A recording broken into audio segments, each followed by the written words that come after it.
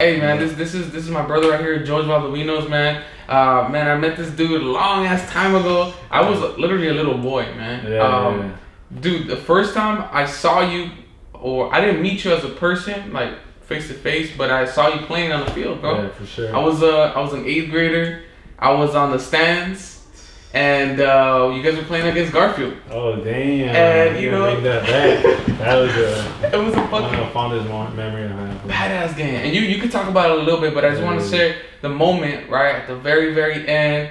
I'll let you describe it because I don't want to fuck it up. I'm sure you remember it a lot better than I Oh, do. for sure. I even funny you bring that up. Always. Everywhere I go and I meet dudes from Garfield or like I bump into Yeah. bro, you messed that up for us. You know that game, but oh man, that game was crazy, bro. Man, that game we were down. I believe it was 20-0. I can't remember in half. I think it was 14-0 or 20-0. It was probably 14. 14, yeah. Yeah. And I think before half, I think Mark Hernandez, the running back, one of the probably best running backs I played with, dude. Very shifty guy. I think he blocked a punt, and I don't know if they returned it to the house or we got like really deep enough in their area, but I think we went down in the half 14-0, and came back second half. That whole game was tough, bro. We were just nothing was clicking in the first half, you know. They were tossing us, doing whatever they wanted to do with us, bro. Pretty much ragdolls out there, you know. Like they had big That's some boys. disrespectful shit, man. They had big ass dudes in the line, which Garfield has always had. And you know, and I know they say like, nah, bro, you guys always have big. They're like, nah, bro. Oh, you're in your time. Yeah, you know, but them is like, bro, these dudes were just so like fundamentally sound. They did what they had to do. They knew their role. Like nobody did extra stuff because they knew, like each one knew, like 11 dudes. You just got to do your position really well. Yeah, so they knew that every position they had, like they knew how to play it well, you know. So, bro, I think that game they were calling every play, or like you know while we were in offense, because dude, They studied you guys. traditionally what have we ran always? Toss left, toss right. Right, everybody knew necessarily like. You know what's coming. Thunder left, thunder right. Right? You know what's coming. So they were, you know, pretty much shutting us down to the second half. I think we went up to throwing the ball a little bit more, you know, which tradition we never have, right? Right. Us playing receivers. Never. I hated it, you know, because we never really threw the ball. But second half, you know, we had coaches where, you know, they would tell Wilson, like, bro, throw the ball. Let's throw the ball more, you know. Like, try it out. Try it, you know. The running's not working. Yeah, what can hurt, you know. So we were doing, I think we got into trick plays, you know, tosses into halfback passes, which I think it worked a couple of them. We got down, it was I believe 14-20 at the end, fourth quarter left, 11 seconds or something like that left on the clock. Quarterback was Robert Cervantes. I remember that play, the huddle before the end of that last play. We're in the huddle, and the other receiver was like, they put all the receivers, you know, that could catch and all that stuff. But then there was one receiver that he was all right, but he wasn't like, okay, the best. You want the guys that can make the play at the end. And so I remember this dude, Eric Espinosa, which best athlete, bro. Like he was just raw athlete. He came in and he's like, the dude was a senior and I'm a junior, so he's like, bro, you gotta get out, bro. Eric was a junior. Edgar Espinosa was a senior, but the other senior was already in the lineup, so they just put Edgar in for that last play. And I'm like, oh, I'm getting pulled out. You feel me? Oh, because you were a junior. Yeah, because I was a junior, but I was starting receiver, right. you know. And they were like, oh, for last play, we're taking somebody out. But you know, in the huddle, you can't hear who from crowd, bro. Like biggest crowd, not the biggest crowd I played with. Because in college I played bigger, but. The crowd, high school wise, for sure. The banda, you know, like I remember those days. The crowd in the middle was always packed, yelling all kinds of crazy stuff, you know, like So I was like, oh, I'm getting pulled out, like, bro. I've been in the whole game, you know, like, one of the best guys. Yeah, you know. So receiver wise, like, you know, if they need a catch, would it be like 2-3 yards? Like, you know, they knew like, okay, boom, we're gonna go quick, you know, slant quick to him, whatever. Sure enough, dude comes in, Edgar comes in. There's this dude named Indio, and he was like, nah, bro, I'm not leaving. And I'm like, bro, I'm in, like, I'm not getting out. And we were having this discussion while, like, clock is running, like, you know, like, they're like, dude. So they pulled that fool out, and I'm like, I'm not leaving, you know, this is what you live for kind of thing, you know. At the moment, I mean, I didn't like acknowledge how big that was, you know, at the moment. But they pulled him out. It was 4 of us. I remember the play, bro, and I watch it, and I still watch it sometimes because my boy has a film. But shotgun. What play was it? All nines. All nines. Shoot on nines. Shoot on nines. It was not off a shoot, but doubles. Doubles. All nines, and it was. But you guys were like in the 15. 15-yard line. Yeah. So shoot all nines. They were trying to hit a seam route, like try to see if like the safeties just go straight out. You were playing wide out, right? And I was playing wide out on the right side. On the right side of the field, going towards Thames. Mm-hmm. So, and remember the play all nines, dude snaps the ball. My boy Mario, he's a junior. I know he'll laugh if he sees this because I always talk smack to him. I'm like, bro, you missed. He got off late. Kick. He was attacked on the left side, on the quarterback's blind side. Mm-hmm. He got off late off the line to kick step. Mm-hmm. Dude just got beat, whiffed, and kind of just got beat. Luckily, the center Mejia, which older Mejia. I don't know if you play with a younger Mejia. Yeah, I know younger Mejia. Okay, sure. So the older Mejia, he somehow like sees that and just like Cervantes luckily steps up, but it was just like a simultaneous just he hits, ball gets released. I'm have a dude that's like 5'6", bro, 5'7". I'm like 6'2", you know, and like advantage. Oh, for sure, bro. The safety comes over, he kind of misses the ball a little bit, I remember, and I just go up and I'm like, boom, come down, boom, drop, touchdown, just get the kick off, and we will go up by 1 point, 20-21. I think there was. Who's the kicker? Damn, Edgar Espinosa. Yeah, I think it was him. Either him or Anthony. I forget his last name though. Anthony. But that one is Eastern League, and that's probably one of my fondest memory of HP. Like playing with that group, that 07 group. They were seniors and I was a junior, and I didn't know like how big that was to me. To me, I caught a touchdown. You know, like a touchdown. You know, like I was straight. Oh man, the dudes that graduated the past years, bro. As soon as the final whistle blew, they rushed the field. They're like, dude, if you didn't catch that dog, over here, like, you don't understand, you know, what this means to us. Like, we played, you know, we already graduated, whatever, but you don't understand, dog. Like, this is, you know, tradition. Like, those fools are hard to beat every year, you know? I just want to say real quick, bro, we have not beaten Garfield since then. Yeah, that was the last time. How many fucking years has it been? Like, 13 years? Yeah, I graduated. That was 06, 07. I graduated 08. There you go, 13 years. 13 years, dude. Man, we have not beaten Garfield in 13 years. That is sad. And the last time we got even close, points-wise, was my senior year. But the score was 3-0. Oh, shit. I mean, offensively, they fucked us up all game. Like, just straight up, bro. Straight up, bro. Every hole, they were plugging in. Just fucking everybody up. Nasty status. Yep. And I look at the running backs, bro, and they were just like, please, like, just, I want to get the fuck out of the game. Yeah. Because, you know, we're running team and you have no hope. Who was your running back then? Roberto Andrade. Nice. It was him and Yang, right? Him and Yang, but Yang fucked up his knee early on in the season. But Yang was nasty with it, bro. Especially like in the first games, catching shit, one hand on the sideline and shit. He was nasty. He was nasty. But at practice, bro, I remember when I'm sure he tore his knee, bro. Like we all heard the pop and everything, and then he like obviously, you know, when you're broken from the hood, like you don't really have access to really good medical doctors. So he was out for a couple weeks, and he comes back to practice again and fucks it up again. And that's when we knew, like, it was done. Yep. For good. Yeah. And it sucked, bro, because like he's our boy and he was one of the best, and we needed him. Mm-hmm. You know, we needed him. He's a baller. But yeah, bro, that shit crushed my cause honestly, bro, like even though Bell was our rivals, I didn't really respect them like that. I respected Roosevelt and I respected Garfield because of their traditions and because they were always fundamentally sound. And also because when I was playing Pop Warner at HP, I played against those guys when they were Bobcats, and I played against them when they were not Rough Riders, but Wolves. Wolfpack, yeah. And I remember their faces, so when I would see them in JV, when I saw them in varsity, it was like we always saw each other, and like I just knew that we had all developed into young men. Yep. Although the motherfuckers from Garfield were always yoked, man. Always, bro. They were like strong.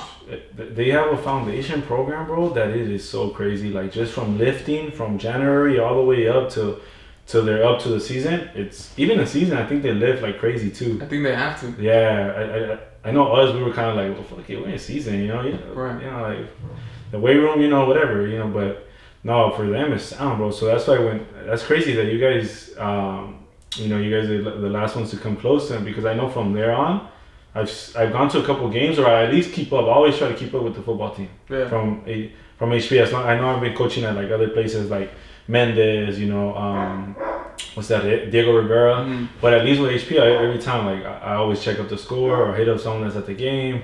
You know, like because you know. I mean, it's our family, bro. Yeah, you know. You know how I know it's family, bro, because me and Ro, like a year ago, we were at the USC tailgate. Just me and this fool just chilling, you know, he's my boy. Yeah. And we came across both Fonzies. Miguel and Rolando, probably. Yeah. And you know who else? That fool, number 2, I think it's called Oreo. Big ass, tall ass motherfucker. The lineman? Not Jackie's older brother. It's John Ortiz. Yes. Ortiz, it's not Ortiz. Oreo. No,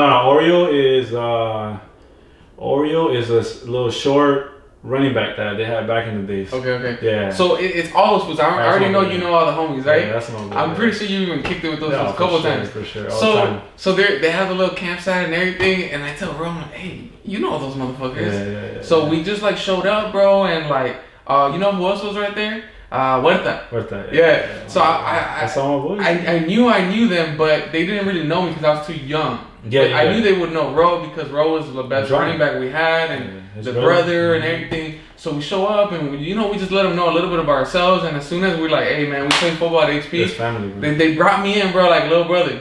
And I felt it, you know. I was like, yeah, like you're treating me like genuine. It's real. It's not like all right, no fake shit. Yeah, no fake shit. No fake shit. Before they started taking all the drinks and everything, it's like here you go, and bro, like for me, that's when I realized I was like this is like a real like brotherhood, man. It's a real brotherhood, and that's why I've always loved.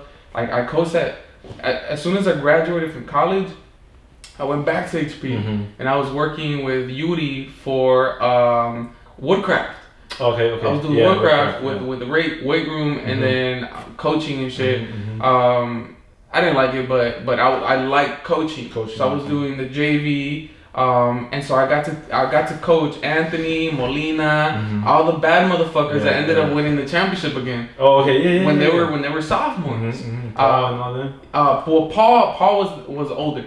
Okay. Paul was a senior. Paul was like a junior when I was working with the JV kids. All right. Remember when they got fucked up by LA High, 80, like 70 points or some shit? Something like that. Yeah. So I was there working with them, and like, dude, I've always loved coaching. I've always loved the family. So it's like we went back and then they get excited because they know that you played college football and you know that you have stories to tell. They see you differently. They do. It's like an automatic respect. Yeah. Which I don't really believe in automatic respect.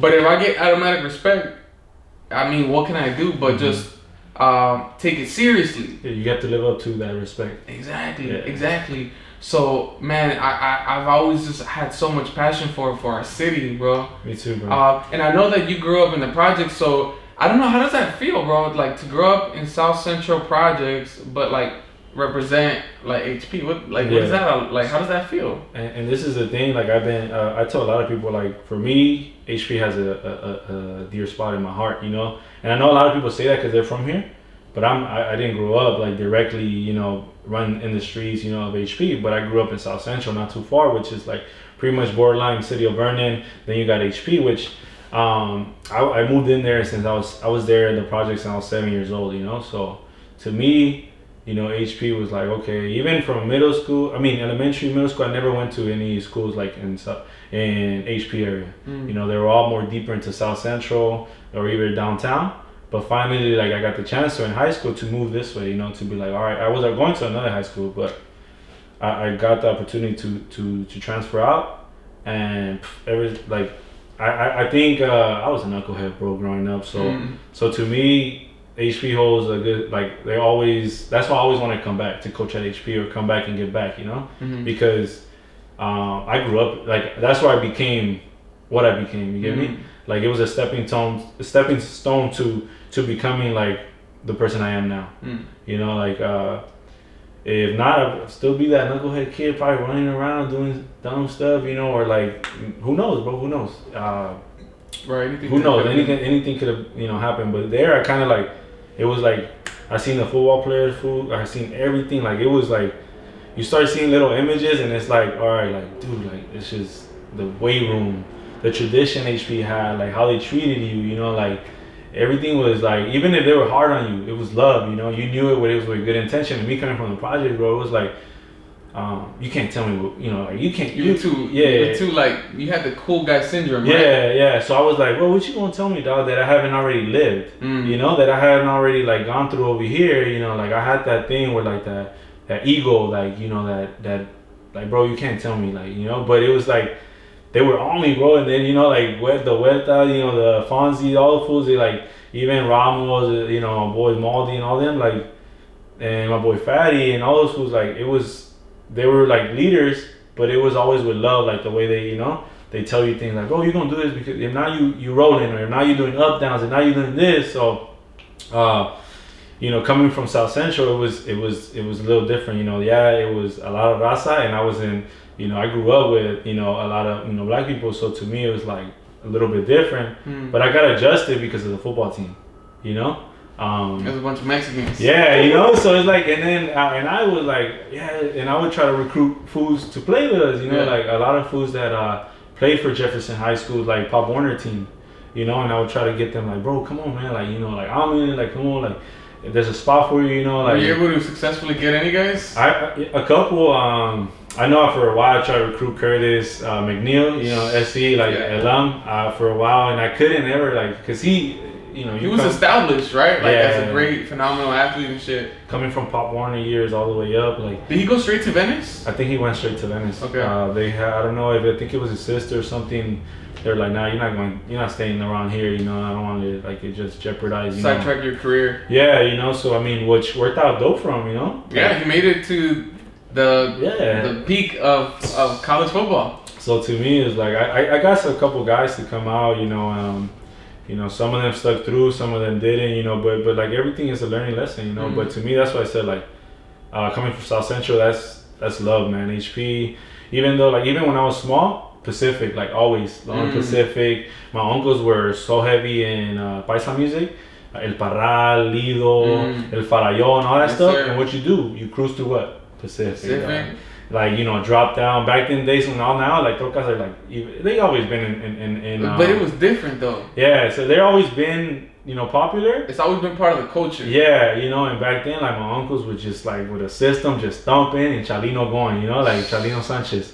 And that's too, like, how I grew up too. Like, that's how I knew HP, La Pacific. You need anything, you need to buy something, either you go out, let me to swap meet, or Pacific. That's it. There's no malls, dog. Fuck the malls. Like, you parents growing up, my parents like, the mall, dog. Like, like, why am I gonna go to Stonewood when we could go to HP? Yeah, you can find anything there. You could. Like there was a fucking Foot Locker there for a minute. For a long time. Yeah, so like that's as well as the warehouse.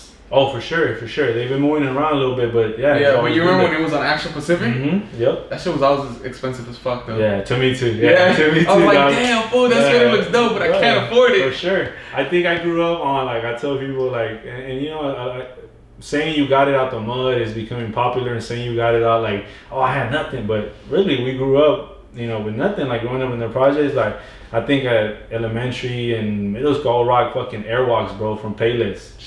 And like, and even like, the Payless was in Pacific, bro. They had a Payless right there, and I would go to the Payless right there, So that's where, like, kind of like my love for HP kind of grew, even from like a younger kid. But then in high school, it just expanded. And it became real as fuck. Yeah, it became just like, this is home. Yeah. This is home. I always represented South Central, like, all the time. Everywhere. Everywhere. Even to my homies, like, from HP, I was like, HP dog, from HP dog, from South Central, but I always love, bro. HP has given me like so much, just in like putting me into opportunities and even just knowing people, you guys, and connections, bro, networking, everybody that I kind of like came across or has a like I have a good relationship with is from HP.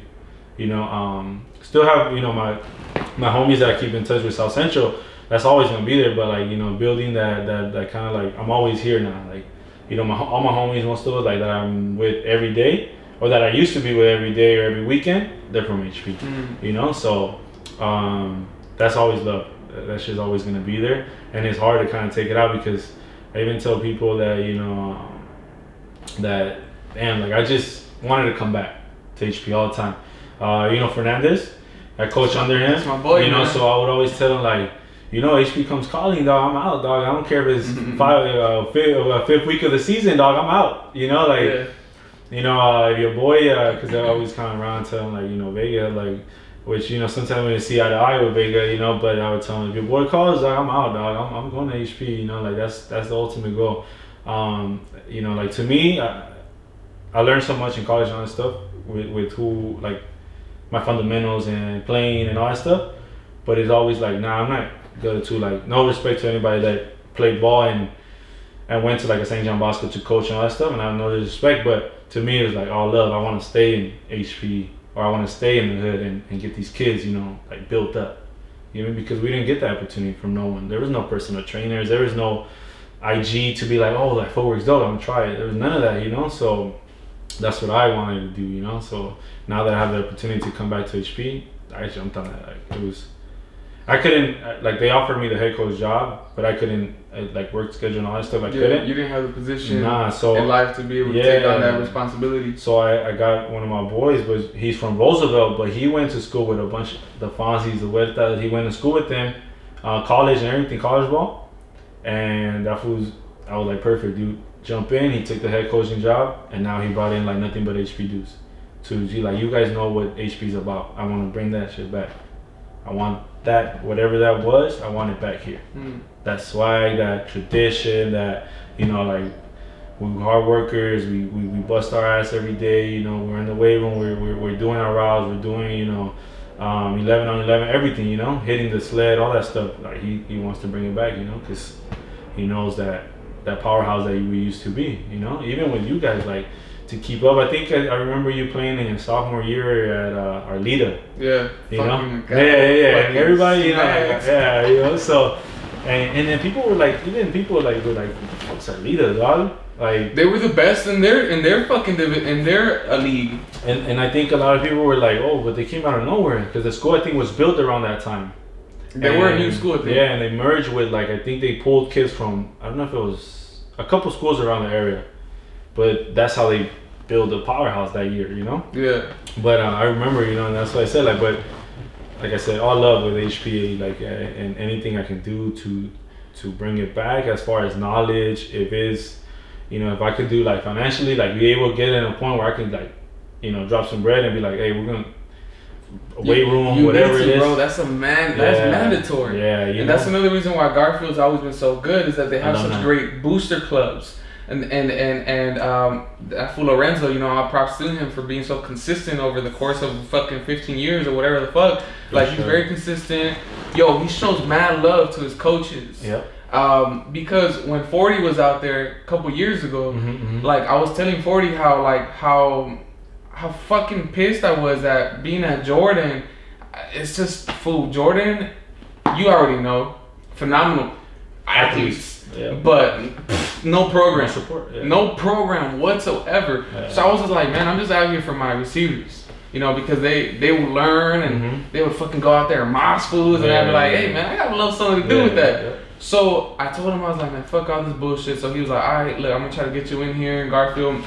And Lorenzo, bro, he'd call me once a week and shit, just to check in and see how I'm doing, you know, like, hey man, you know, I would really like you to be out here, you know, I know that you have some experience, I know that you're a hard worker, you know, I know that's exactly what I want to see here. So it's like, he knows what he's doing. And when you're a leader, when you're a real leader, you're fundamentally sound in how you support your team. Yeah. Right? And so that's what you don't have in a lot of other different places, and then you wonder why it's so dysfunctional. It's so dysfunctional because the heads, the leadership is just, it's garbage. Yeah, it's trash. For sure. And I think, and even in Lorenzo's part, like, even leaderships at all, bro. If you're a good leader, you attract that energy, like people that want to be around that program. You get me? And Garfield's had that.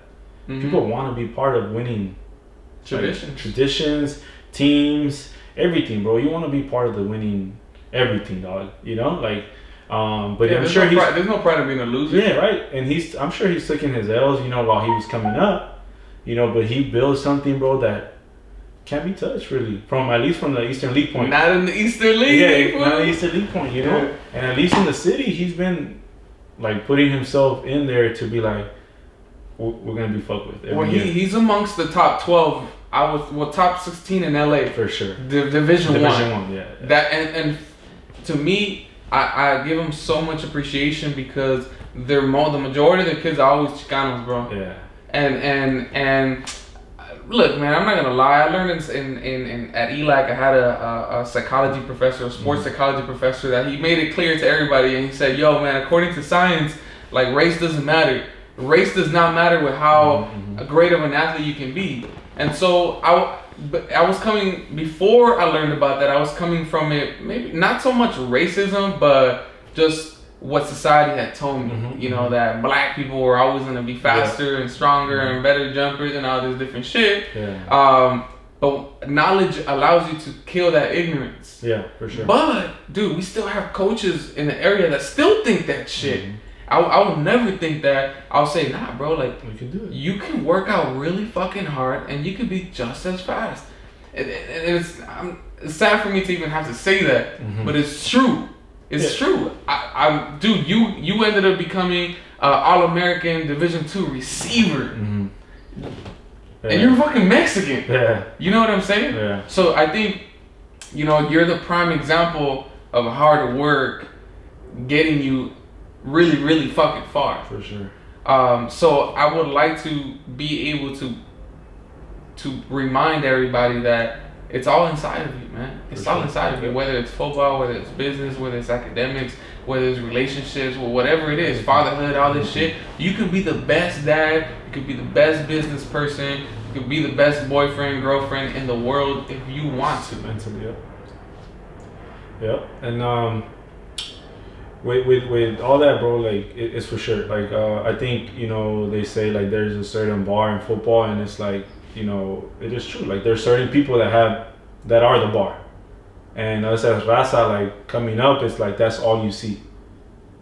TV, college football, NFL, that's all you see. For sure. You know, that's all you see. So so that's the bar. So for us, it's like we need to get there. You know, how we're gonna do it, it's kind of tough. You know, when I was playing, there wasn't really this whole footwork gurus. That shit exploded now. Yeah. You know, so like I luckily at high school, I think I was okay. I wasn't the greatest. I think I turned it on in college. You know, even my freshman year at ELAC, it was hard to get in the playfield, bro, and I wasn't used to that.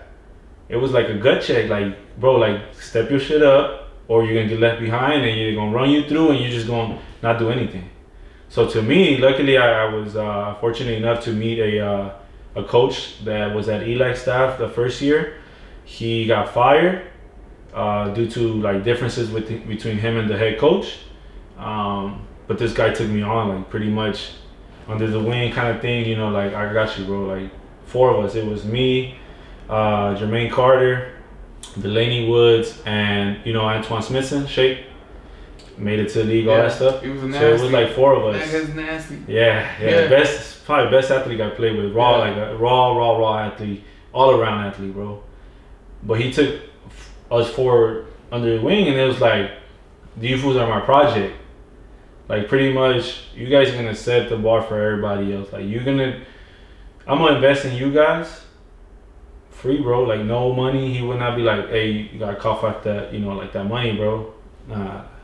I don't know. He just said, just get to where I'm training at, bro. And I would get to all the way Seal Beach. Never been to Seal Beach from South Central, you know, like, just to try to go train with that fool. And like my mom's, you know, hoopty, bro. Like, to get there, you know, like did a bunch of shit just to try to like up my game that summer after my freshman year of college.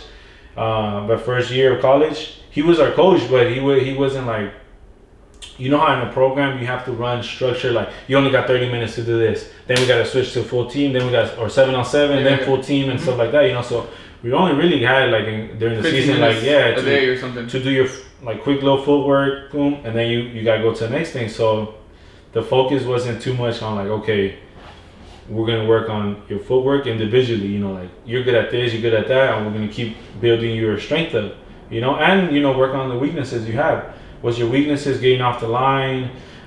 Is it your burst? Is it speed? What is it? You know, so he would do that in the off season, and bro, I think we all turned it up. Like I think my sophomore year, well, Shake ended up going to Utah, which he became, I think, a baller up there, bro. He returner. I think he made records in returner.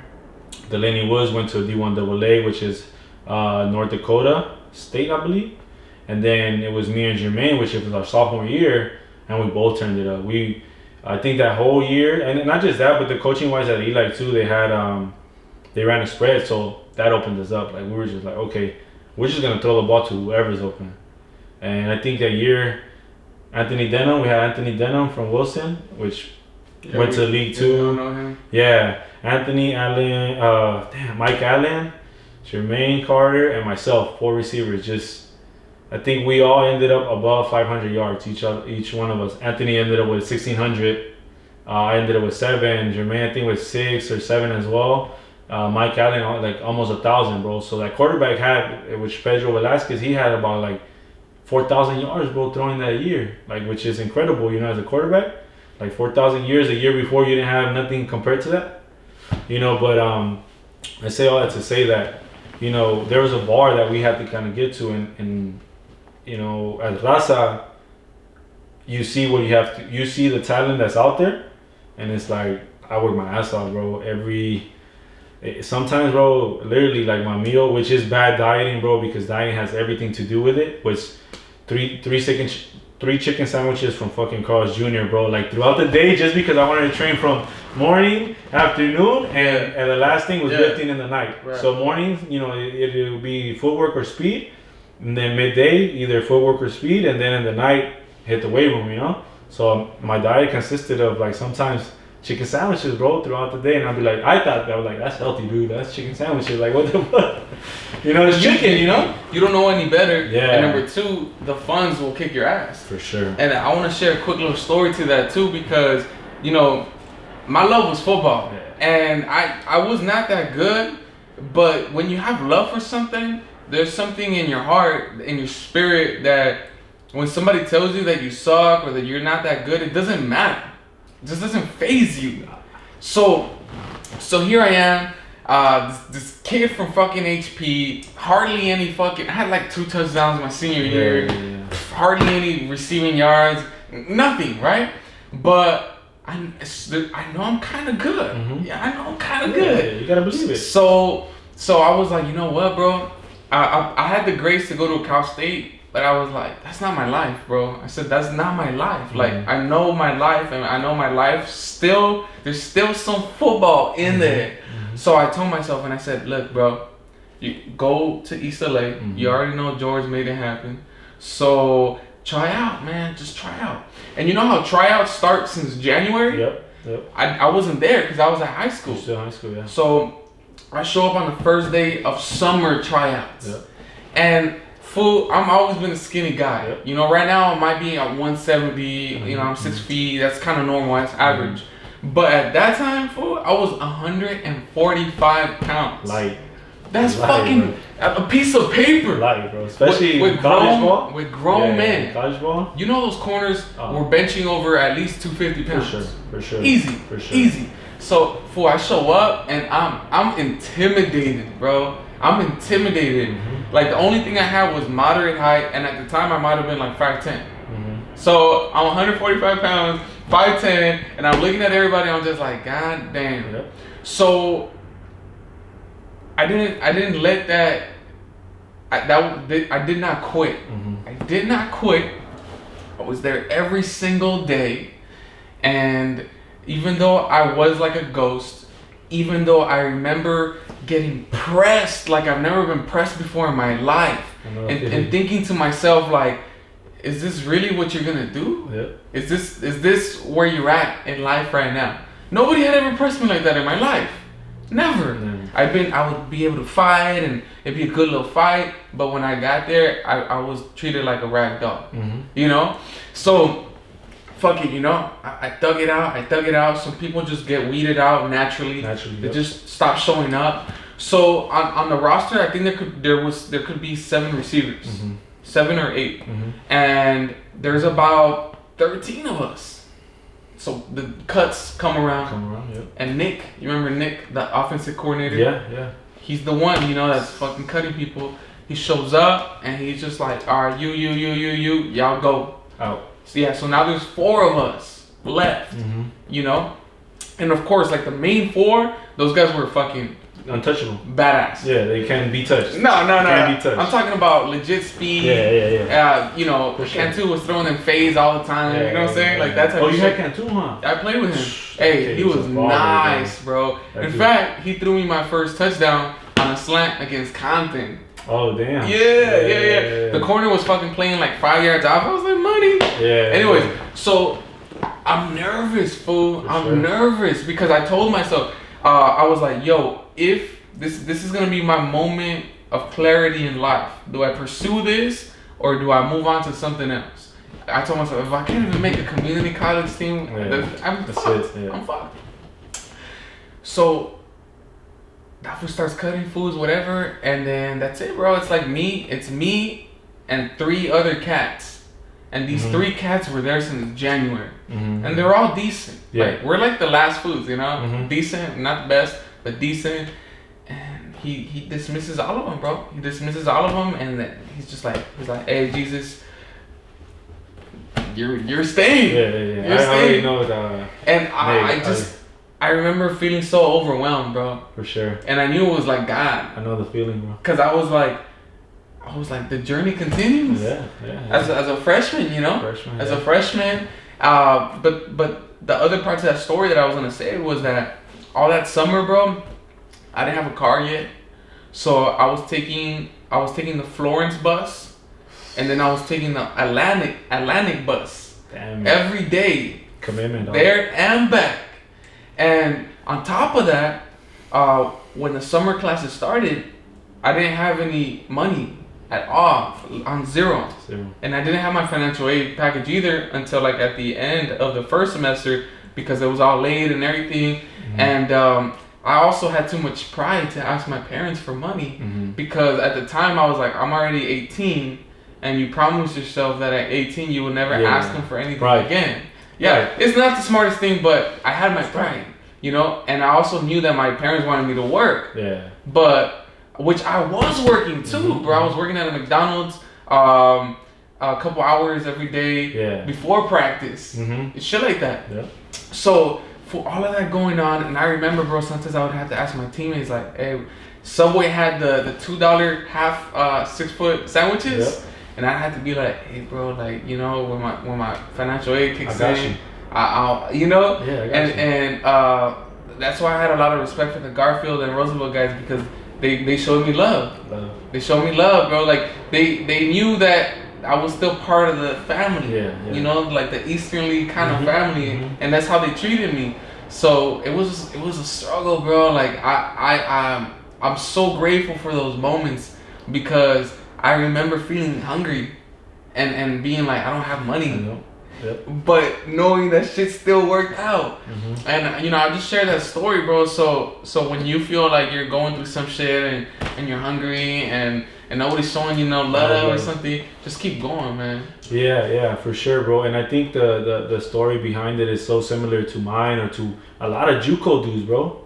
A lot, bro, trust me. Like, I mean, at least for, you know, the ones that grew up in the hoods, that it's like, okay, your parents are, you know, busting their ass already to maintain like how many ever kids they got, you get me? And then to still, it's a dream. It is a dream, bro. It's like I don't compare to like a rap career or anything, but it's you're chasing a dream, you know, like that only you see. Like people are like, only you see it, you know, only you see it. Like I had people tell me like, you're good, bro, but like you don't want to work, you don't want to start this, do that, and like I get like I said, yeah, they probably could have worked and become, you know, like right away get money and all that stuff. But I wouldn't change my story for anything, bro. Like I had it, you know, going from like South Central and even getting the chance to be like, okay, freshman year I suited up in Eli. We were trash, bro. I think we went 1-9 that year. We were trash. The next year we were competing to go to a bowl game, you know, because of Nin. You know, he was good. Highly intelligent. Yeah, for sure. you know, he was a genius at football, bro. Like all he did was pretty much football. Yeah. So like, you know, but the struggles between that, like, you know, the records and all that stuff, you know, compared to like, that's why I like watching the show on Netflix. What's that show? The one with the JUCO story. The JUCO story, yeah, because it hits home. All those, you know, like, bro, like people don't know the struggles. They're hungry. Like, you know, like they're hungry. Especially like I was blessed, you know, that to live in California and I don't have to, you know, travel somewhere else to go to JUCO. But still, we have our own struggles too. You know that's maybe some of these guys that are coming from like, you know, other areas outside of California. We did. And we had our own struggle. You know that out of state guys. Yeah, you know, exactly. You know, but we didn't have their struggle probably, but we had struggles as well. You know, especially coming from the community we come from.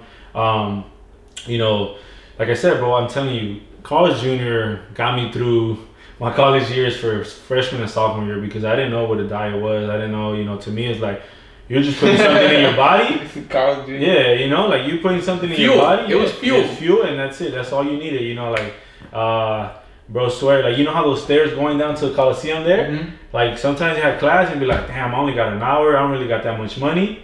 I'm gonna get a dollar, you know, chicken sandwich, and I'm gonna go and eat it right there. Fired. Yeah, you know, and I'm fired. gonna go eat it and chill right there and wait for practice to start. Yeah. All like, sometimes you don't want to be at practice, but you know, the hot sun, everything going on.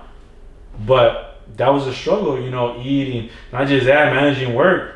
I work a security job, bro, at night, you know, at clubs.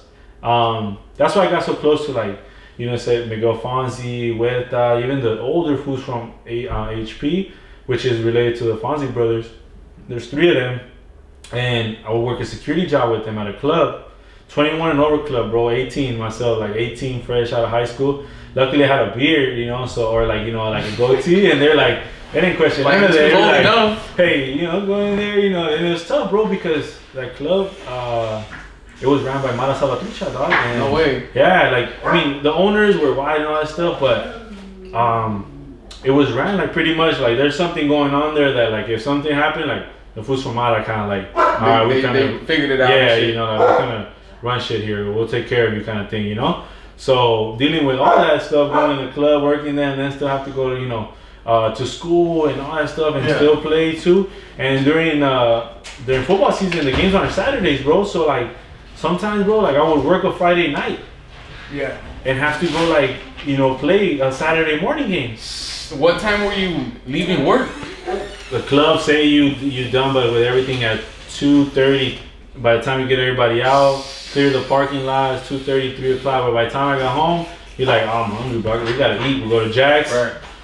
You know, eat something, go home and sleep it off a little bit, and then my game was Saturday. Because the games, I remember they usually were early, right? Like you'd have to be at Eli by like 9 or 10. Otherwise, especially if it was an away game, they're gonna leave your ass. They leave you. You miss the game. Yeah. Yeah. So you know, I went through all that, bro. And college was like, it was rough, bro. Luckily, you know, I did. You know, I grew up to, you know, single mom, so like, luckily, you know, she would.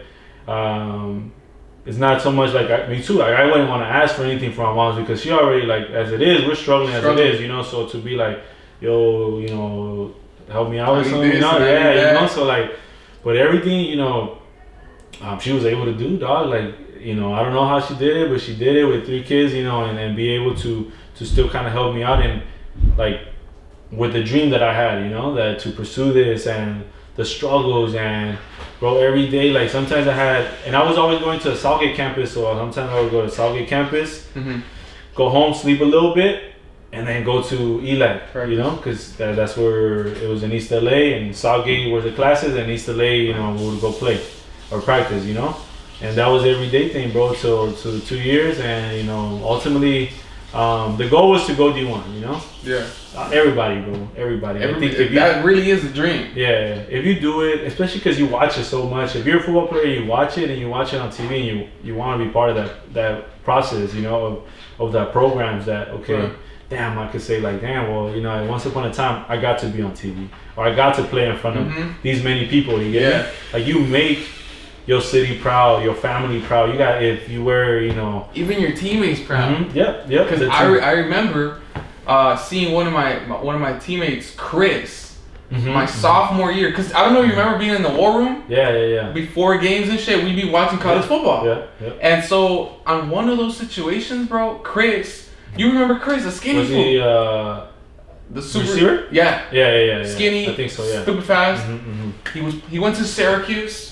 Oh yeah, Chris Clark. Yeah. He went to Syracuse. Yeah. He ran a fade. And he caught it. Yeah. He catches the ball in the end zone. Right in the tiptoe, or something like that. Yeah. And I remember thinking like, yo, that's my boy fucking Chris, bro. Yeah, we were saying like, you know, you got to see a couple guys you played with in the NFL. Yeah, go to the league. Yeah. You know, so that's a huge thing, bro. So I mean now, like as a grown man, you know, what are some valuable lessons that you've learned from going through those struggles as a young man? Man, I think, like I said, you know, growing up in South Central, not having, like, I had my father there till like I think I was 13, 14, but then like not having him there like between 13 through the time I need, like the crucial years, like, because I used to like run the streets, you know, hang out with the homies in the streets, like, you know, like you're a kid and you want to be around the people that, you know, that bring you joy, or like just kind of get you out of like what you're going on at home or what's going on, you know, like if you have a strict parent or whatever it is, like for that moment when you're hanging out, you with the boys, you forget about everything. Yeah, you know, so at that moment, you know, to me it was like, I'm just hanging out, we'll do this madre medio, but we were hanging out, we were having fun, you know, all that stuff. We went through, you know, a lot of stuff with just hanging out in the streets and, you know, being shot at, or not shot directly, you know, but being shot at because we're out there, you know, hanging around certain blocks, you know, and in the projects. So learning all that stuff, growing up and going to you know, now that I'm older, I see all those things and I'm like, man, I was really a knucklehead, dog. I was really like, at the time, like putting myself in situations where like, damn, like, you know, that was pretty stupid. Yeah, worse shit could have happened. Exactly, stupid. But I think, you know, it helps you understand and it helps you appreciate the moments now that, you know, like I tell my family, like I don't ever want to go back to feel like how I used to feel, like, damn, like money was a scarcity, bro. Like it was hard to get, you know, or like just asking for like $5 for the week it was tough, you know, like from my pops or from my mom, like that was tough for them to be like, well, here's $5, you know, or $1, bro, like chips or anything you want to get at the store. Like my dad, bro, he took care of his money, but it wasn't take care of money like to invest and stuff. It was take care of his money like, nah, this is like let me see what I got in my change, bro, like bunch of change, and he like, I don't know. All right, here's 50 cents, dog. I'm like, bro, 50 cents? What do you want me to do with this shit? What am I gonna give her 50 cents, dog? Like, I'll be lucky if I get a sucker, you know, like a paleta, you know, tamarindo, whatever, you know, like, so now, like, going through all that, bro, going through the struggles of like college football and all that stuff, I think, you know, you value, you know, not just like relationships with people, your family, you know, like to see, you know, like how far you guys got into, what point you guys got in, the people around you, bro, even people you lost, you know, like, hey, if people that you were cool with at some point, you know, now you're not, I mean, in a certain, there's a lesson in that, you know, so there's a lesson as far as like the right people are always going to be by your side, and some of them, the ones that don't make it, there's a meaning behind that, you know, there's a reason why. Everything, bro. I think, you know, there's so many relationships I built, like just in HP and my high school, through my high school years, that I still have them now. Like that I can be like, hey, bro, like I'm in a situation, you good for it? Like you can you help me out? And, you know, and you know, it takes a lot of pride too to ask for help, but like they know that I'm the same way. Like I'm like you'll be there for them. Yeah, you know, like loyal, bro. Like to just being a friend, you know. those friendships that I've learned now that I appreciate so much. That it's all as a grown man. Like you appreciate those things that you went through. Like the little steps. Yeah, I struggled. My best homie. I'm becoming his kid's Nino. And it's like. And he knows that he need anything, like, bro, I got you, money, whatever, like, you're in a situation, I got you. If I can do it, I got you, like, even if it's just chopping it up, but like all those relationships, learning about money, bro, because going from the hood, like, money, bro, is hard to come around, or like how to keep it, what to do to keep it.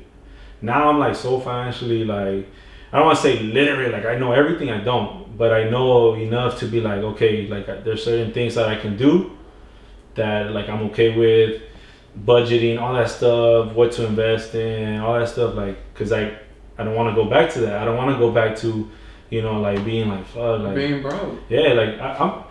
Like, yeah, people say like, oh, frijoles and rice. I still eat that to this day, bro. I love frijoles and rice. Hold on, that's the bombest shit. Yeah, bro, like that's my thing. But some people are like, I gotta have like a steak and all this stuff. I mean, like I'm happy with, like, today in the morning, chilaquiles, frijoles, and I'm good. Like, come on, I'm good, bro. That's talking about the best food. Yeah, that's my go-to, bro. Like, if there's nothing at home, frijoles never fails me, dog. Yeah. So, but I'm saying that to say like I don't want to go back to the feeling of like, are we gonna make it past this week or this month? Like, living paycheck to paycheck. How you mentioned earlier, people do, like people's livelihoods and all that stuff. Living paycheck to paycheck. Like, I don't want to go back to that. But all that I think has taught me, like all the things I've gone through. Even in college, bro, I think I tell this story to all the kids I coach.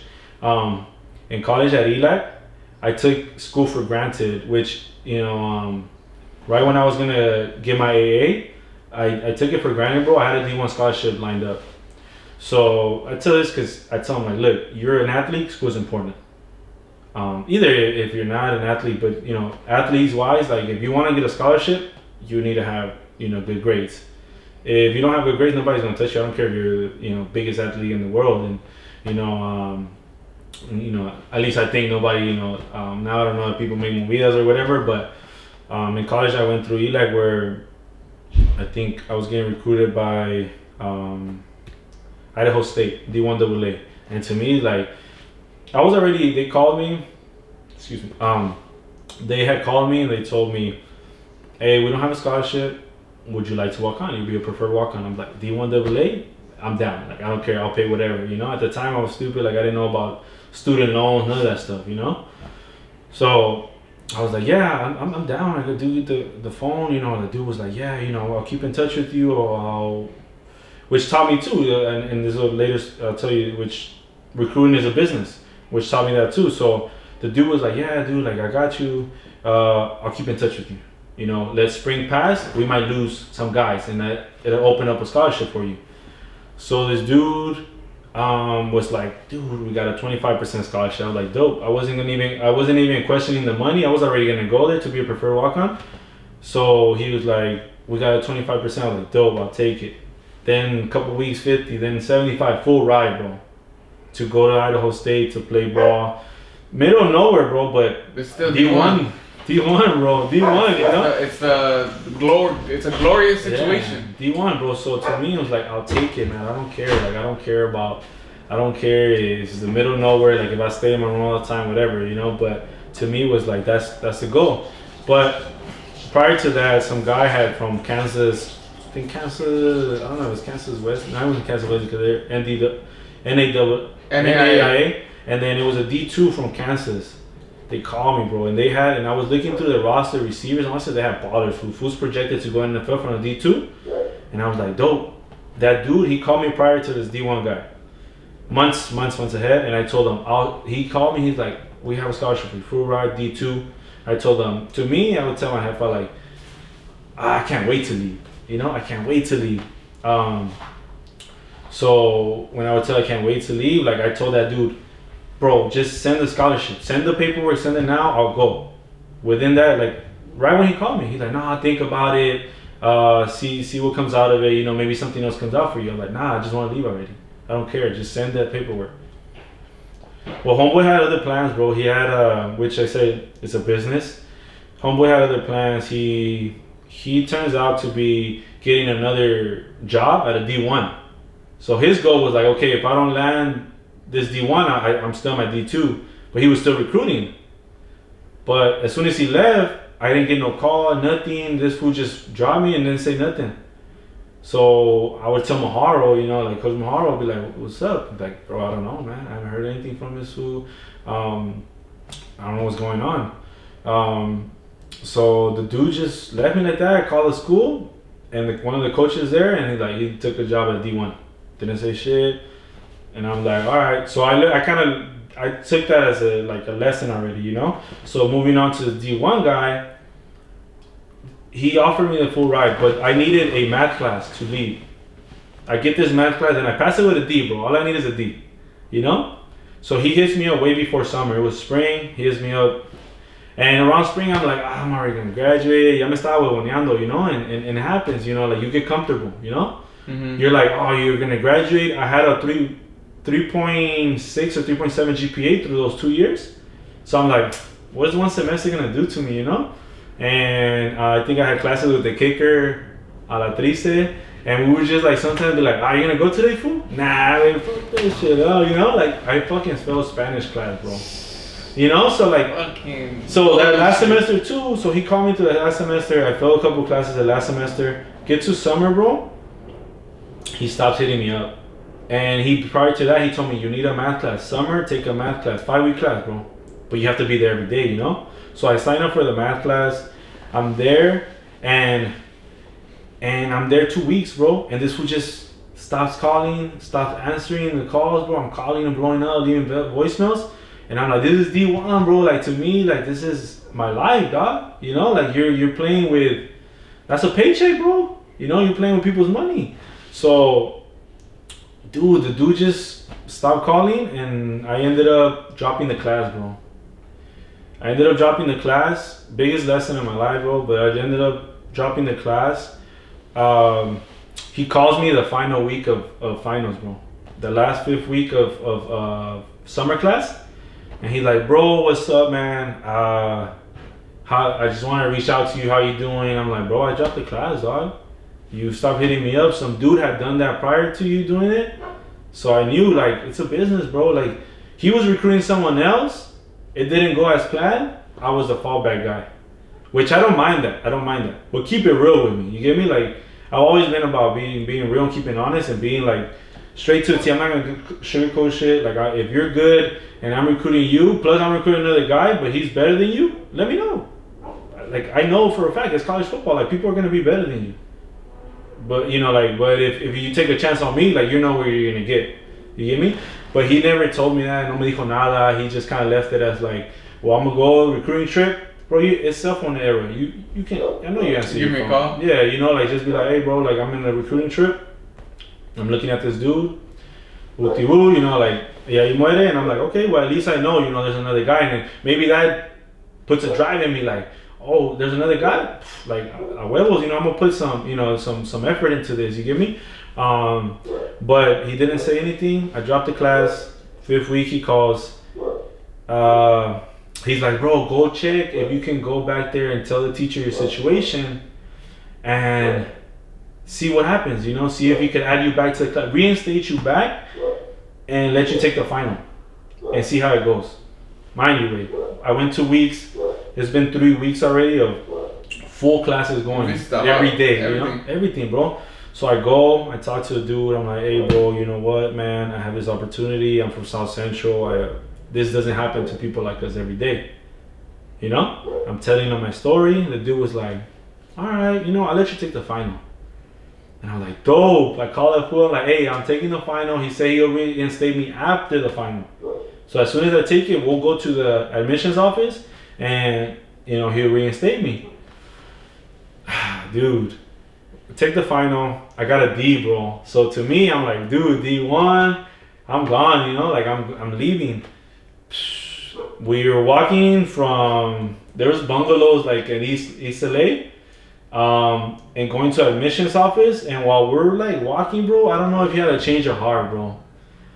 He turns around. We're right in front of admission. He turns around. He's like, I don't think this is fair for people that were here 5 weeks. I told him, bro, like literally kind of crying, bro. Like I'm like, bro, this doesn't happen to dudes like me, bro. Like, or to anyone that grows up around where we grow up at, you know. Mm-hmm. And not just that, but you have people expectations like they know you play ball, especially like high school. If you go back to HP, it's like, damn, this fool plays college ball. You know, he might go D1, and that was the goal. Like once you hear that you have a scholarship lined up for D1, you start telling people, you know, and. Dude, this fool had to change your heart, bro. And I understand them now. I'm like, maybe me. Probably touch with the greatest. Yeah. And now like, it's different. Like if I have a kid and it's like that, I'll be like, all right, well, let's talk it out. What can you learn from this? Like you can't get shit handed to you, but what can you do that maybe will help me understand your situation better? But he was just like, let this be a lesson to you. He didn't reinstate me. I lost my D1 scholarship. I lost it, but the whole time I had a D2, so I wasn't that stupid, you know. Yeah. I had a D2 lined up, and I was already supposed to report that week that I took the last final. I was already supposed to be out there for summer training. Yeah, but you were trying to. But I was trying to work with what I had, and I told the receiver coach, Coach Murphy, he would call me every day, bro, every single day. He's like, hey, bro, we're working out. 6 a.m. here, it's 9 a.m. over there. You know, Pittsburgh, Pennsylvania. He'll call me and be like, hey, we're working out, man. What you doing, bro? Well, you get your lazy ass up. I'm like, well, it's 6 a.m., dog. Like, you know, I work out like 7, 8, you know, get up around there. But every day he would call me and he was consistent, bro. And I always had him there. I was like, yeah. And the week that, you know, this all was happening, I told him, bro, something's going on with moms, you know, like, which I didn't want to do, to like use moms as an excuse to like, damn, well, what if something really happens to my mom, you know? Yeah, but you kind of had to. Yeah, so I told him, like, hey, you know, something's going on with my mom, bro, I have to stay an extra week. Like, I'll report to camp after, but literally, like, if that D1 scholarship wasn't... You would have gone to... if the D1 scholarship would have lined up and who would have reinstated me, I would have gone D1. Probably whatever story I have right now would have been completely different, you know. So I ended up going D2. All this stuff goes on in D2.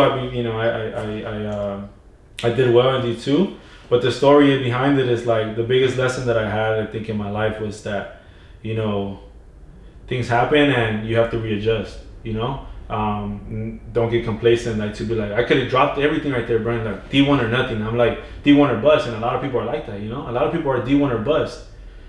And in reality, bro, like I did remember the thing we had at HP with where we had to present to people. It was like a career day or whatever.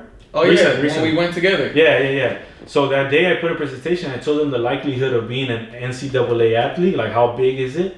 Like it's very tiny, bro. Like to be an athlete in college football, you know. So literally that was my opportunity. Like this small window, bro. And that happened to me. And I missed it. Going D1, I went D2. Things worked out. I did well. I got to train with a lot of people. I got to meet a lot of people. I got to go to Pittsburgh, Pennsylvania. You know, we're a little town outside of Pittsburgh, Pennsylvania, called Greensburg. And, you know, I got to go to New York. I got to travel because it was so local there. You know, that I could get on a train and be like, I'm going to New York. Kid from South Central, bro. You know, like at the time. So don't get me wrong. I a lot of things that happened from that moment. That okay, I took the D2. I readjusted mentality-wise, everything. Like I had to, bro, because my thing was like I had this drive for D1. It didn't happen, so now I had to kind of get readjusted. It kind of brought me down back to earth and been like, you're in a high horse, you got knocked down. What do? I could have threw the towel and be like, I'm not going. I'm staying in LA and doing whatever I gotta do, finish school or whatever. Readjusted took a lot, bro. I think that weekend I was so heartbroken, bro. And I went to Pittsburgh that week, even the week prior to, even then, I just want to leave South Central. But that was one of the biggest lessons. The following lesson after that was, I thought I was a big shit. I thought my shit didn't stink. You know, I was very like ego-wise, like arrogant. Mm-hmm. Even with like my family, you know, that I'm like, I can't wait to leave. Like I'm out of here, dude. Like I can't wait. Fuck it. Like, you know, would sometimes get into little small arguments with your parents. Be like, oh yeah, and I'm like, oh, I can't wait to fucking leave, you know? To that brought me, when I left over there, brought me right back to reality, bro. That I'm not shit. you know, that I'm not shit without like my fundamentals. So that to me, like, I went to Pittsburgh. It was a complete culture shock, bro. I didn't expect it to be what it was. I expected it to be, you know, Blue Mountain State, dog. Yeah. I expected that shit, dog.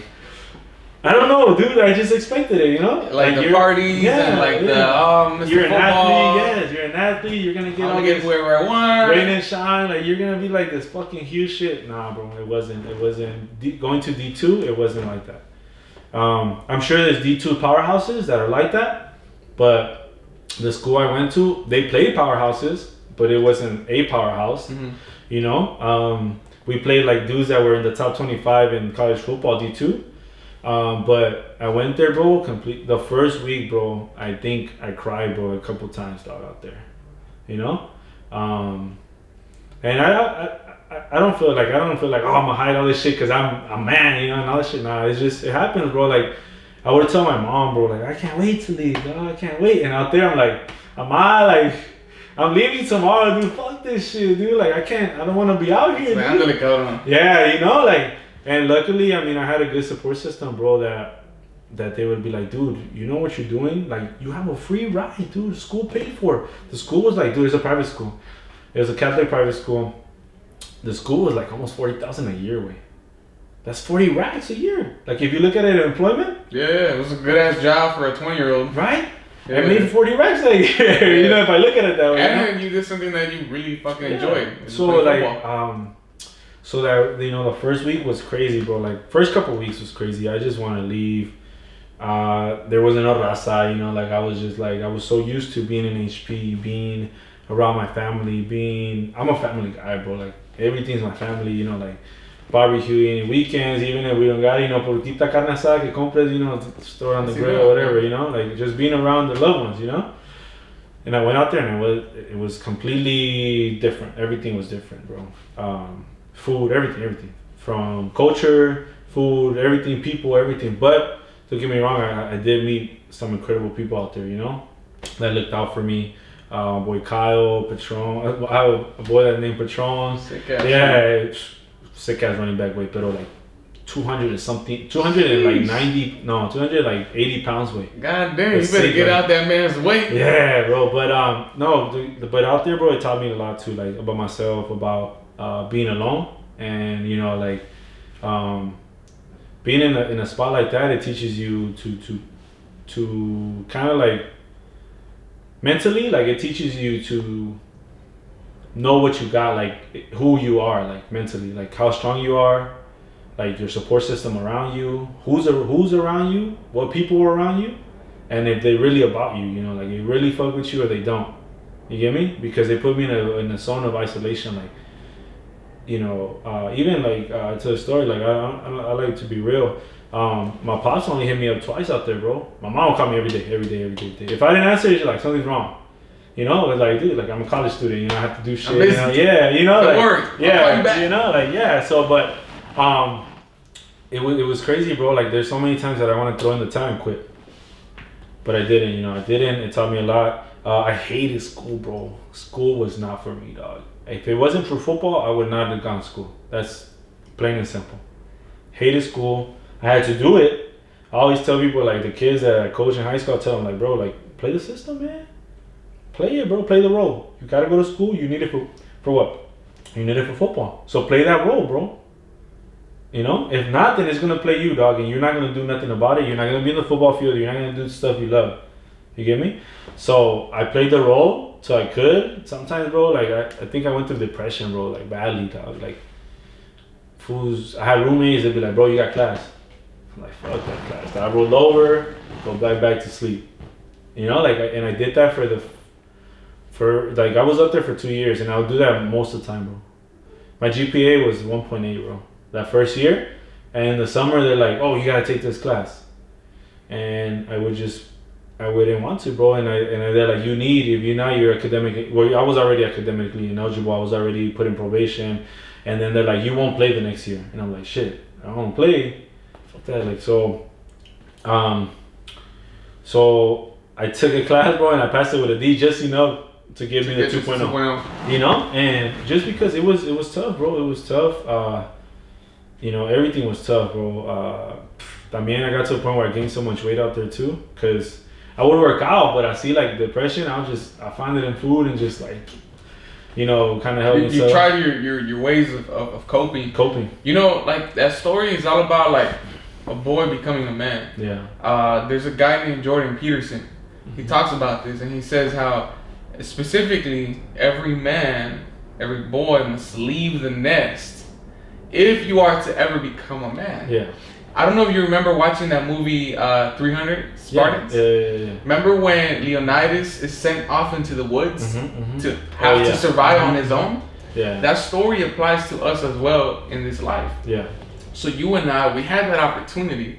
Like I left, you left, and we endured great emotional, psychological battles, bro. Yeah.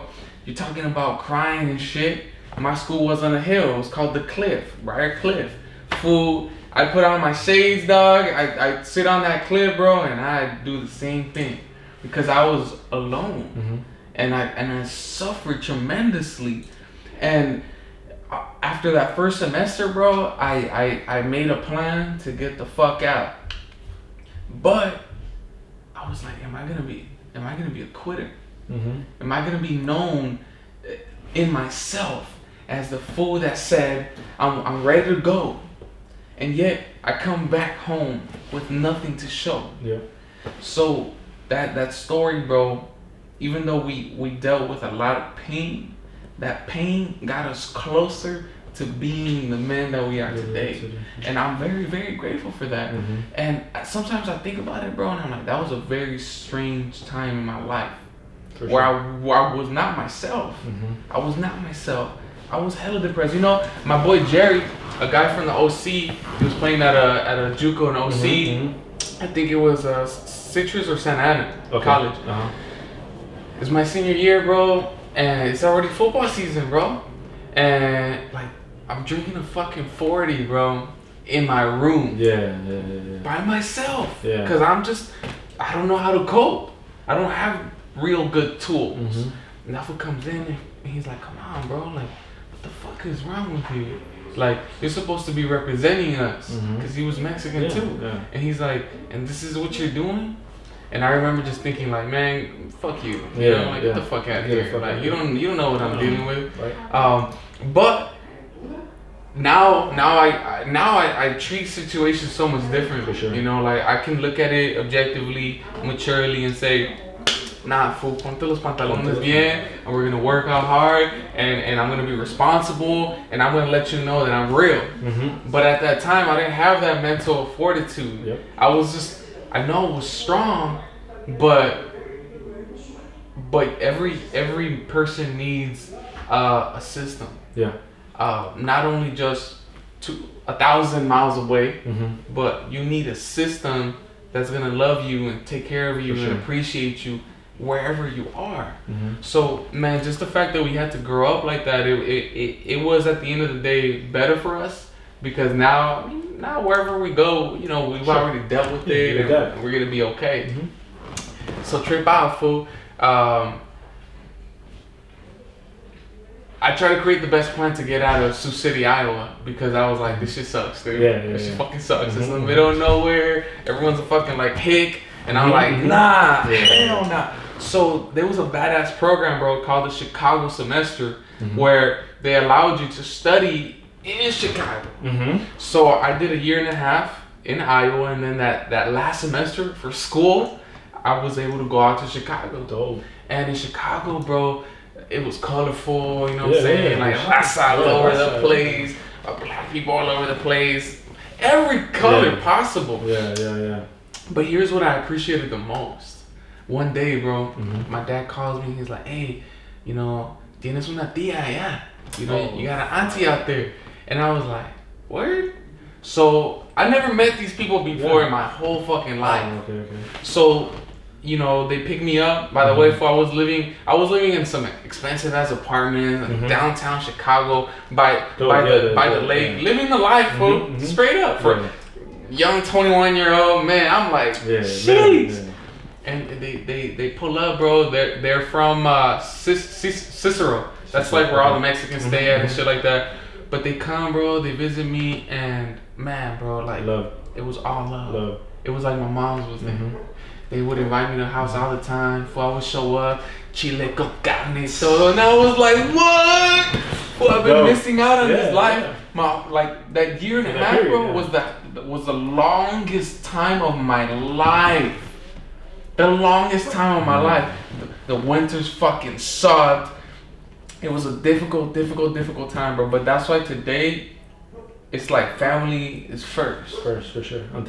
Like my mom's, my pops, my sister. At the end of the day, like everything I do is because it's for this place, my family, and that moment like really helped me realize like in Chicago I was more of myself than I had been in the past 2 years. Yeah. And it was again, bro. Like my culture was there, family was there. Even though I didn't know it, she treated me like her son. And man, that's just a very, very, very special, beautiful thing. And I just want to share, man, for all of you guys that have a dream, like pursue it. You're gonna cry. You're gonna be depressed. That's a fact. There's gonna be people that don't want you to win. Yep. There's gonna be people like I was lazy. And I remember my coaches. I overheard them once, and they said, "Oh, the lazy Mexican." I knew they didn't even know what it took me to get there. But they already... But I couldn't be my best self, man. And that's one of my biggest disappointments in life, which is why I try to go harder today. It's like, because I disappointed myself at Briarcliff. I didn't give my best effort. I didn't give my best self. I couldn't find it inside of me to do it. I hope to meet these coaches again someday, you know, as a grown man, and be able to just talk about these things. You know, it doesn't matter to them, but it matters to me. Yep. And these are just our stories, man. Yeah. These are just our stories. Because I think, you know, people will never understand. If you haven't gone through, you won't understand every situation. You know, like sometimes we judge situations before, you know, actually knowing like people that are going through it, but nobody would know, like, yeah, you're an athlete, bro, sick as fuck. Right. But yet, inside, you're going through so much shit, so many emotions that you've never gone through. You know, like, just to be out somewhere and being like, I've never been away from my family, you know, to be alone and out there, and it's like, yourself included, you know, to be like, damn, dude, like, you know, the story about your auntie, same thing with me, bro. Like, my auntie lived in Michigan, I lived in Pittsburgh. It was literally like, I think it was like 6 hours, too. Just open this up.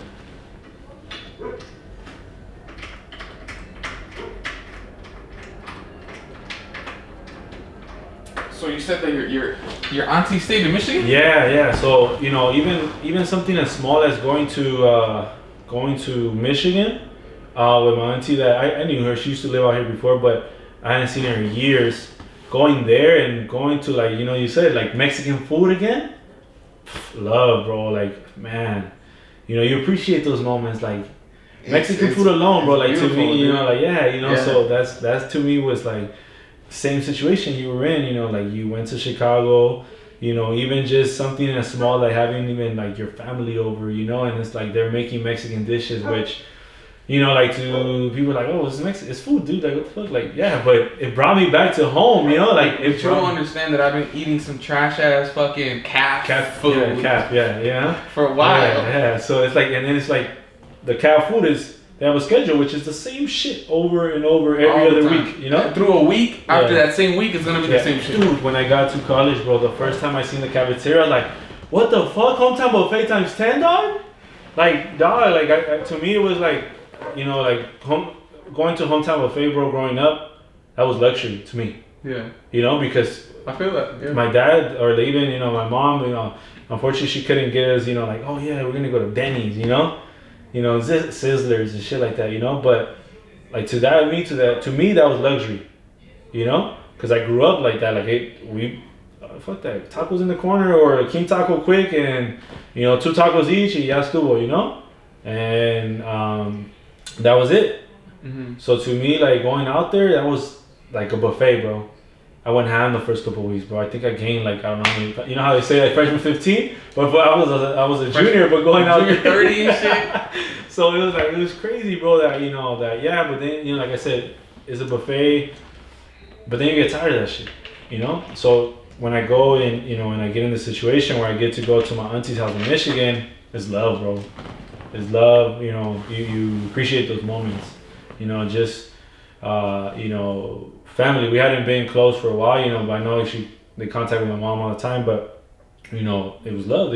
I was there, food all the time, Mexican food, And if I wanted and it was like a community of Mexicans, so you can go to like a store and it feels, you're like, damn, you feel that vibe, I'm back in HP, dog. you feel that vibe, Yeah. So that's how it was. So like I said, we have a lot in common, that being athletes and going somewhere else, which I'm sure the George Rios and even the Huerta, Fonzie, and all these dudes. That I'm not sure their situation, but at least I know Fonzie and them, they went to Oklahoma, which is a little bit more, I think, more raza, or being around more raza. But us being in the East Coast kind of area, up in the top of the map, it's kind of tough, there's small communities of raza that which you kind of have to find them, Yeah. So that's kind of the situation I went through in college. I don't, like I said, I wouldn't change it for anything. I did what I did. I knew that I had a job and I did it to 100% that I could. Yeah. I put, don't get me wrong, bro, every game I put 100%. I tore my meniscus, bro. No, my MCL, my junior year, how you have practice games before your actual game, before the regular season kicks off? Right then, bro, I tore my MCL. And I should have sat out that year, but yo de terco, I wanted to play, bro. I wanted to play. I didn't care what anybody told me. Suited up, knee brace from my thigh all the way to here. I wouldn't run like I normally did. Sat out 4 or 5 weeks, and then the rest of them I just I need to play. I don't care, because that was me, going through all that shit, depression, all that stuff. That was me. That was my outlet. Letting it out. Going out there, bro, people thought I was a kicker, dog. I show up, they're Mexican kid, you're the kicker? I'm like, nah. And the coach would tell him, the receiver coach would tell him, this was here. And that's why probably, I don't know if people really mess with me out there. I only had a couple really dope dudes that I hung out with. But I don't know if because the coach would every day tell him, hey, there's this dude, he's coming for your job. So I don't know if to them they ingrained oh, this fool's just coming to take shit away. I'm like, nah, I just came to do what I do, to ball out, to try to do the best I can to help a team. Unfortunately, we were just out there, we were in a unit. Everybody was kind of it was like a JUCO, bro. I guess. Yeah, and it was and I would think it's a 4-year program, there would be more brotherhood, More brotherhood. But I mean, there was a couple guys that tried to, do it, but there's also other guys, that there was conflict with and all this stuff that, I don't know if they would hate on you, but I just went out there and did what I had to do. So all that I was going through, bro, and it's just how do I let it out? I just want to play. Every Saturday, I don't care. Even practice, sometimes I just want to be out there, bro. I would be lazy, tired, but I just put in the footwork, bro. Put in running, routes, all this stuff, because that was my outlet. That's the only way I knew how to be I'm gonna get over this. How to feel normal and shit. Yeah, so I went all that, and I say all that to say that you're gonna go through stages like this, because a lot of things that is new to us, it takes some time to adapt, So to me, it was new, just the culture around, the environment around, it was new. I was there to do a job, pretty much, but there were circumstances around me that were affecting me in order for me to do what I had to do. You get me? Right. So, I mean, I did what I did. I had to, my junior year, I did well. I only played 5 games. I ended up with 600 yards. Second year, I did well. I got the opportunity to get all-star games. Go to combines, a bunch of stuff. Go to Akron, Ohio, where LeBron James from the university and all that stuff, to just play all-star games and train and do all this stuff, to recruits can see you play. Unfortunately, I tore my knee up, all that stuff, but all that stuff is just learning lessons, that I went through to get me to where I am, And for you, the question you asked is how does that help you now, and how does that make you as a grown man, Now to me it's all those lessons I took, people call them L's, whatever, losses or whatever, all those lessons, now I just try to give it back to kids, free game, bro. I don't, like remember how you posted something that said if you bring value to, like if you put value to yourself, you know, it'll find a way to release it to others, and you know, you not to look at it as like, okay, you just want to make money off of it, but eventually it'll come back to you, you know. So like myself, it's just value that I bring to people, you know, to kids, especially, you know, the high school kids that I coach.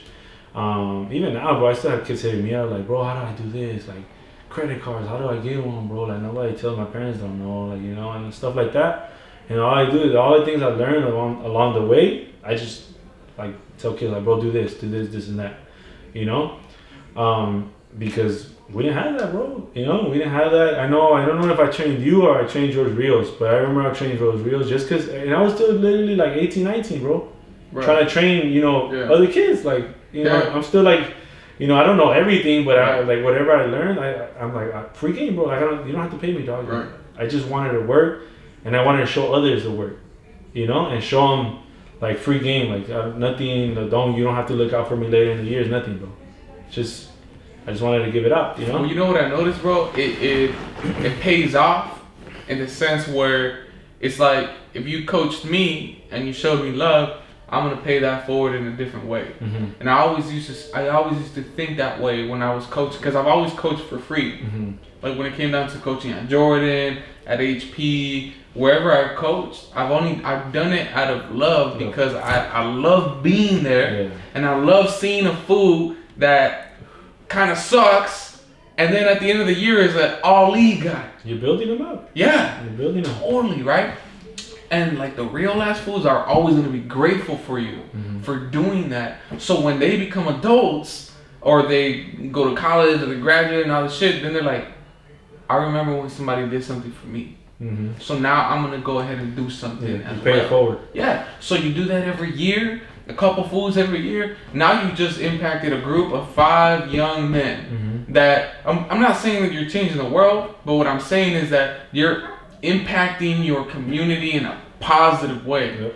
And what better shit can we do than impact? Yep. I love finances, but what I love more than financial success is like human success. Like knowing that you have a tool now. Me, if you're out there and you're going through something in Iowa, give me a call. Give me a call, and I'm gonna tell you that it's all right to cry. It's all right to, you know, find somebody to talk to, and to know that you're gonna be able to get through it. Yep. And so we're creating a lot of change, bro, in our community without having to pat ourselves so much in the back. It's just a fact. Yep. It's just a fact, and I'm grateful, man, that you know we were able to take on those journeys, bro, to keep inspiring the young boys from our community, and it's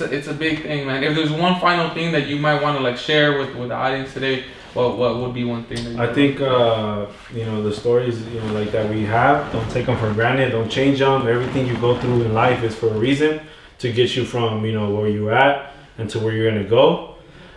That's love, bro. Like you'll learn so much. You'll become, you know, that much greater, and you get to look back and to say like, damn, this is where I started from, and this is where I'm at now.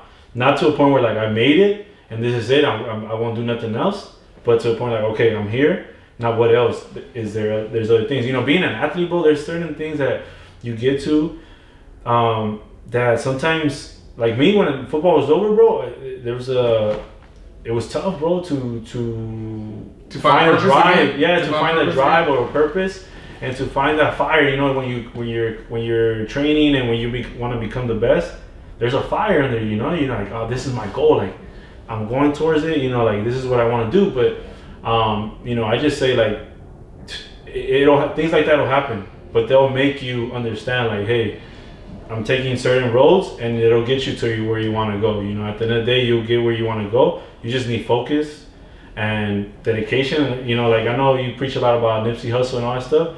You know, it's true. Dedication, hard work, and you know, the focus, bro. Just being lasered in, and you know, making plans, planning things out, being goal oriented. You know, and putting things into perspective. Like, okay, this is what I need to get to from point A to point B.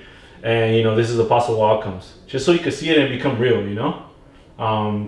You know, because now that I'm, you know, like I said, you know, you said about finances, but finances too, like, yeah, you're teaching people about money, but at the end of the day, they're growing mentally, bro. They know, like, okay, you know, like, if they didn't know nothing about money, at the end of the day, if you've not done, because always money is, you know, changing every day with new laws and Fed and with the Fed and all that stuff, but they're growing mentally, you know. So I think finances and being an athlete, it kind of, you know, correlates and being like, okay, there's always going to be something.